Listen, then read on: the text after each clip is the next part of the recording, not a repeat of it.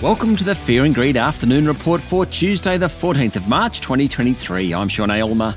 Every afternoon, we've got the 5 stories that happened today that you need to know about. Story number 1, the Australian government will spend up to $368 billion over the next 3 decades to buy, build, operate and maintain a fleet of 8 nuclear-powered submarines. The first new subs will be delivered in about 20 years' time. The next generation submarine, the SSN AUKUS, is a new conventionally armed nuclear-powered submarine based on a British design, incorporating cutting-edge Australian, UK and US technologies. Prime Minister Anthony Albanese said they'll not carry nuclear weapons. Now, under a 3-step path announced this morning, beginning in 2027, the US and UK will establish Submarine Rotational Force West at Perth's Naval Base, with 1 UK submarine and up to 4 US subs operating from there. By the early 2030s, Australia will buy at least 3 Virginia-class submarines.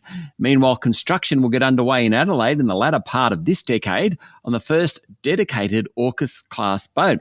Construction is expected to take 12 to 14 years, with the first submarine to be completed in the early 2040s. It's the biggest defence procurement in Australia's history and will become the 7th country to operate a nuclear-powered submarine. A very, very big announcement, that one.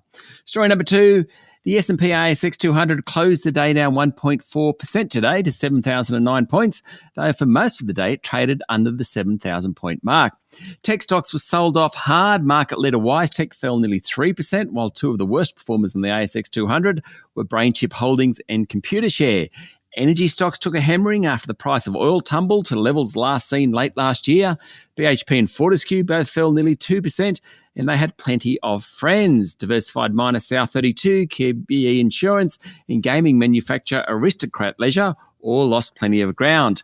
Once again, the big winners were the gold stocks as people rushed to the safety of the precious metal. Gold is trading back above $1,900 an ounce, and that helps stocks like Newcrest Mining, Northern Star, Silver Lake Resources, Ramelius Resources, and Perseus Mining. Story number 3, consumer sentiment is very, very weak for the second consecutive month. The Westpac Melbourne Institute Index, released today, has come in at 78.5 points. Now, readings below 80 points are very rare. In fact, they haven't been recorded since the early 1990s. But now the survey's had 2 months in a row of sub-80 readings. One of the most watched survey responses is to the question of whether now's a good time to buy a household appliance. The index on that is at its lowest level in the near 50-year history of the survey. Mostly it comes down to interest rates. Consumers want an end to rate hikes. On the flip side, business conditions remain very strong despite inflation and interest rate hikes. But business confidence has taken a tumble. That's according to the National Australia Bank survey. Story number 4, Australia's Newcrest Mining and Suter Newmont Corp have agreed to terms for a round of early-stage takeover talks, ending a 4-week standoff that's threatened to spoil the $20 billion plus deal. The Financial Review is reporting that Denver-based Newmont settled on the all-important non-disclosure and standstill agreements in recent days, paving the way for the two groups to meet for the first time since Newcrest rejected the $22.4 billion takeover offer. The mini breakthrough comes less than a week after Newcrest interim CEO Sherry Du said the two companies and their lawyers were still working on the terms of the engagement. And finally, story number 5. On Wall Street's first trading day after the collapse and rescue of Silicon Valley banks, US regional lenders were sold off incredibly harshly by investors overnight, with the share price of First Republic, which is the 14th largest bank in the US, at one point falling almost 80%. Incredible.